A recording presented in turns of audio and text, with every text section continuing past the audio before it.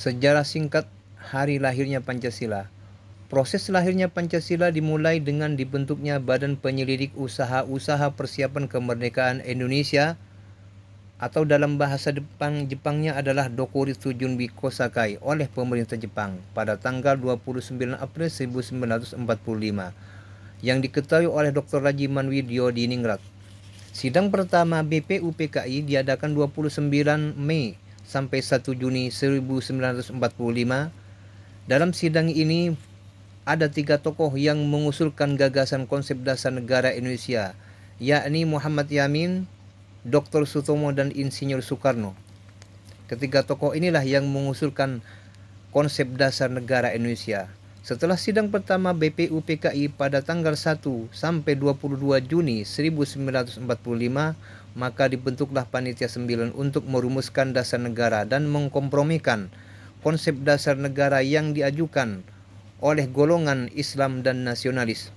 Sehingga lahirlah Piagam Jakarta pada tanggal 22 Juni 1945 yang berisi rumusan awal Pancasila dan pembukaan Undang-Undang 1945. Pada sidang kedua BPUPKI tanggal 10 sampai 16 Juli 1945, dasar negara dari hasil Piagam Jakarta digunakan sebagai acuan. Setelah itu pada tanggal 7 Agustus 1945, Jepang membubarkan BPUPKI dan membentuk Panitia Persiapan Kemerdekaan Indonesia yakni PPKI untuk menyelesaikan persiapan kemerdekaan Indonesia. Dan PPKI inilah yang mengesahkan dan menetapkan Undang-Undang 1945 sebagai konstitusi negara dan Pancasila sebagai dasar negara Indonesia pada tanggal 18 Agustus 1945 dan menetapkan pemimpin negara pertama yaitu Insinyur Soekarno sebagai Presiden Republik Indonesia dan Dr. Andes Muhammad Hatta sebagai Wakil Presiden Indonesia. Dengan demikian maka terbentuklah negara Republik Indonesia sekaligus konstitusi dan dasar negara Republik Indonesia.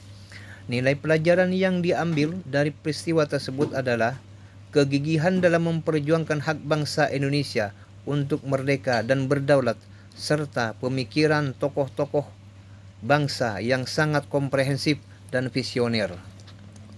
Dan dari semua konsep yang telah dilahirkan oleh tokoh-tokoh tersebut, maka dapat diambil nilai-nilai Pancasila yang sangat relevan bagi bangsa Indonesia dan bagi kehidupan bangsa Indonesia yang beraneka ragam suku, agama, dan semua perbedaan yang ada dalam bangsa Indonesia bisa dikompromikan dalam satu konsep kebinekaan. Karena mengandung nilai-nilai ketuhanan, kemanusiaan, persatuan, musyawarah, dan keadilan. Demikianlah nilai-nilai yang kita dapat lalu bisa diambil pelajaran darinya dan juga bisa diaplikasikan lewat kehidupan sehari-hari kita. Terima kasih.